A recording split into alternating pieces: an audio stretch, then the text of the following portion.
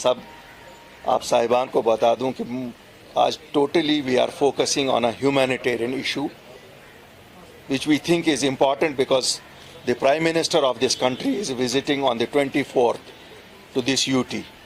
And it is his first visit after 5th August 2019. आप सब जैसे जानते हैं तकरीबन 1 लाख लोगों से ज़्यादा हमारे यहाँ कॉन्ट्रैक्चुअल और डेली वेजर्स हैं।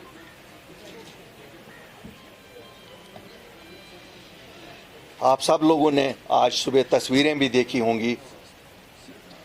एक बेचारे, मैं तो शहीद ही कहूँगा, एक शहीद लाइनमैन की कि वो खंबे पे उसकी लाश लटकी हुई है। और शायद मैं आज आपके माध्यम से इस सरकार से कहता हूँ कि कौन उसकी लाश उतारेगा, कौन उसके बच्चों का सहारा बनेगा।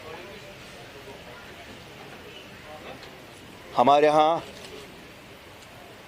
पिछले 12 साल से इन लोगों को कहा जा रहा है कि आपकी सर्विसेज को परमानेंट किया जाएगा।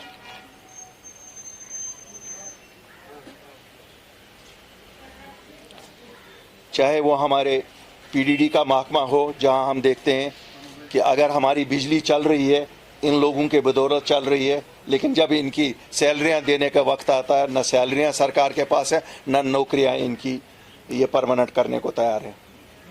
क्या ये बिजली महकमा चला सकते हैं इनके बिना? नहीं। आए दिन हम सुन रहे हैं, आज वहाँ पे मर गया ये डेली वेजर था, आज दूसरी जगह मर गया, तीसरी जगह मर गया। न इनको कोई कंपनसेशन ऐसा दिया जाता है, न इनको कोई किसी लवायक की इनको नौकरी दी जा रही है। इसी तरह हमारा पीएचई का महकमा है। पानी अगर हम इस यूटी में पीते हैं तो इन डेली वेजरों की बदौलत पीते हैं, लेकिन ये बेचारे भी तनख्वाहों से महरूम। अब बड़ा दिन आ रहा है, ईद आ रही है, तो हर एक के पास, आपके पास ही जाएंगे, आपकी प्रेस कॉलोनी में, दूसरी जगह जाएंगे, तो सब शोर ही करते हैं। इनको 1 महीना देते हैं, 11 महीने इनको ऐसे ही काम कराते हैं। मेरा फिर सवाल है, क्या पानी का महकमा इनके बिना चल सकता है? नहीं चल सकता है। और अगर नहीं चल सकता है तो फिर ये ज्यादती क्यों इनके साथ? हमारा हेल्थ का डिपार्टमेंट है। आपने देखा कोविड में किस तरह इन लोगों ने काम किया। मुझे लगता है अगर कहते हैं ना सही मानों में हीरो हमारे कोई हैं तो ये लोग थे। चाहे वो एचडीएफ फंड पे जो लगे हुए थे, या एनएचआरएम में जो लगे हुए थे, या दूसरे लोग। तो मैं आज इसी तरह एग्रीकल्चर महकमा है, आपका फ्लोरिकल्चर महकमा है, फ्लड इरिगेशन है, फूड एंड सप्लाईज है, फॉरेस्ट है, रहबर खेल हैं, वाइल्ड लाइफ है, हॉर्टिकल्चर है, कमांड एरिया है, टूरिज्म है, और दूसरे बाकी जितने भी महकमे हैं जिनमें ये डेली वेजर्स, कईयों की तो रिटायरमेंट की एज नज़दीक पहुंची हैं। हमारे एसपीओज,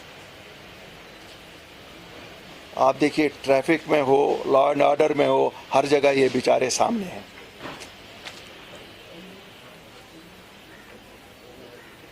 ये वाहिद यूटी होगी जहां सरकार खुद ही अपना कानून तोड़ती है, कानून मिनिमम वेजेस एक्ट का। आप देखिए स्कूलों में 30 रुपए पे कोई स्वीपर काम करता है। अगर कोई सिविलियन या कोई बिजनेसमैन मिनिमम वेजेस से कम देगा, उस पर जुर्म माना जाता है, उसको अदालत में खड़ा किया जाता है। मैं आज आपकी वसातत से सरकार को पूछना चाहता हूँ, ये किसके खिलाफ केस करें? क्या चीफ सेक्रेटरी को इसके लिए खड़ा किया जाए? क्या एलजी साहब को इसके लिए खड़ा किया जाए? क्या उन महकमों के सरबराहों को इसके लिए खड़ा किया जाए? और ये शरेआम हो रहा है, ये शरेआम हो रहा है। जिस तरह बेगार कहते थे पुराने ज़माने में, बेगार थी, इन लोगों से बेगार ली जाती है और कोई इनके बारे में नहीं बात करता है। ये बात सही है। हमारी आंगनवाड़ी आशा वर्कर्स या दूसरे जो वर्कर्स हैं, रोज़ ही आप देखते हैं ये हमारी बहनें बच्चियां सड़कों पे आपके पार्क इस जो पार्क है प्रेस कॉलोनी के सामने, वहाँ पे एहतजाज करती हैं, और कितनी बेदर्दी से इनको पीटा जाता है और हिरासा किया जाता है। क्या ये सब कुछ जो ह्यूमन सफरिंग है सब सियासत की नज़र करें हम? अपनी पार्टी और अल्ताफ बुखारी नहीं मानती, नहीं, ये इंसानी मुद्दा है। और चूंकि वज़ीर आज़म 24 तारीख को आ रहे हैं, हम पुरजोर मांग करेंगे कि this should be his priority. मुझे नहीं लगता है कि हमें सीमेंट के खंडरात बनाने से ये यहाँ डेवलपमेंट दिखा सकते हैं, और न हमें इससे डेवलपमेंट दिखाई जा सकती है कि साहब अब इतने 1000 करोड़ रुपया इन्वेस्टमेंट आएगी। हमें जो ह्यूमन सफरिंग है उसको हल करें। हमारी ह्यूमन सफरिंग्स को अगर मुल्क का वजीर आज़म नहीं सुनेगा, कौन सुनेगा? और ये बेचारे कोई नाजायज बात नहीं कह रहे हैं, इनको पॉलिटिकल एम्यूनिशन बना रहे हैं politicians.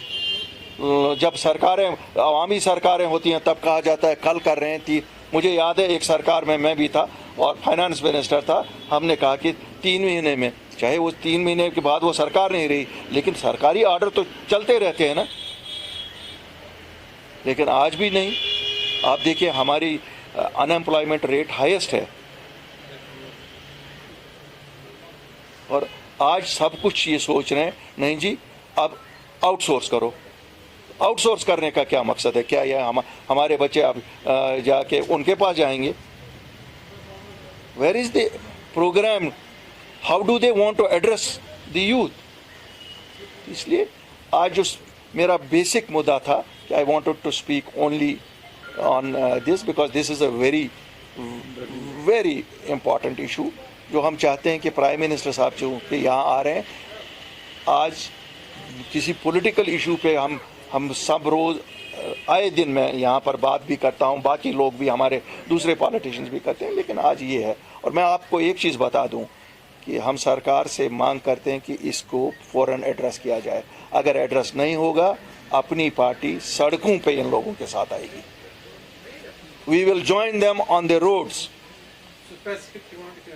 Specific demand that it should be announced within a specific period of 30 to 60 days. They should be regularized, all of them, and their wages should be released. Specific demand.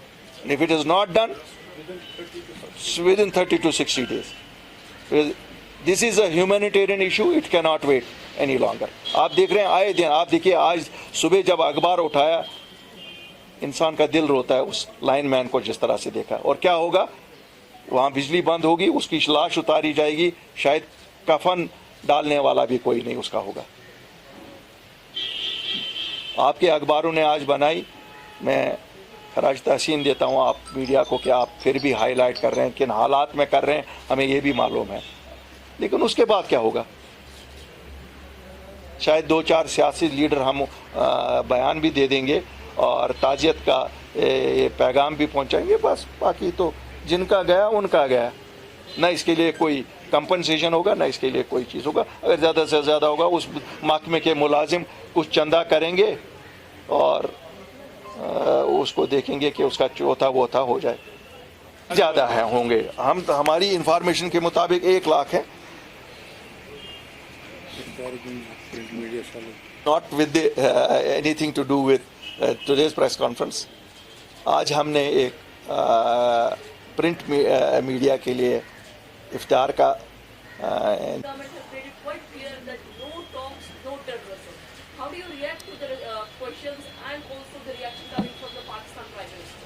देखिए, मैं बताऊंगा factually जो आप देख रहे हैं यहाँ हमारा हाल, तो मुझे लगता है कि वो अगर हमें अपने हाल पे ही छोड़ दें शायद हम ठीक हो जाएंगे।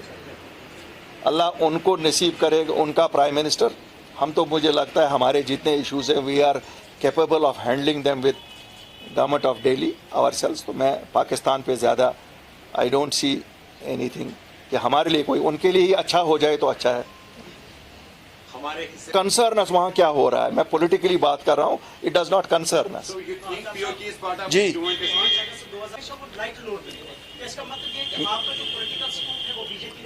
देखिए मैं आपको ये आपने बड़ा सही सवाल फरमाया। मैं यही जम्मू कश्मीर के अवाम को महसूस करवाना चाहता हूँ कि साहब, अगर हम अपने घर को कमज़ोर रखेंगे हमारी आवाज़ कहीं नहीं सुनी जाएगी।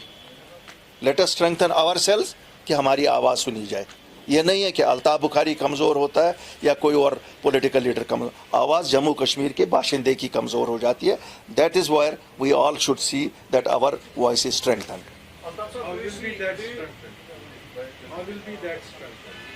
It could be strengthened only when we talk of what is possible within the realm of possibilities. हम अगर ख्वाब सुनहरे सपने लोगों को दिखाएं, सुनहरे सपनों से तो नहीं होगा ना। जो हमें कंसर्न कर रहा है, मुझे मालूम है कि it must have disappointed many today why my press conference is on this issue, but this is a humanitarian issue. This is more important to me than even elections tomorrow.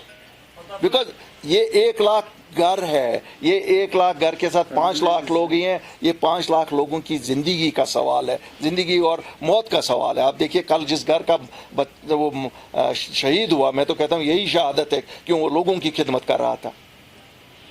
तो ये तो हमारे पिछले कुछ दिनों में हमने देखा कि जामिया में कुछ नारे वगैरह हुए, तो 15-20 लड़कों को वहाँ पे उठाया गया और उन पर केस वगैरह लगाया गया।